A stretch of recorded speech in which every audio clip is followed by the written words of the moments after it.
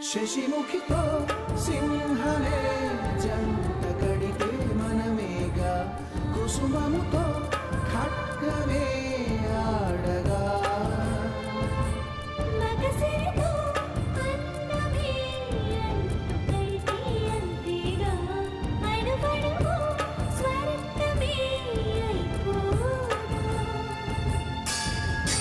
శాసనాలు ఆపచాలని తాపముందిగా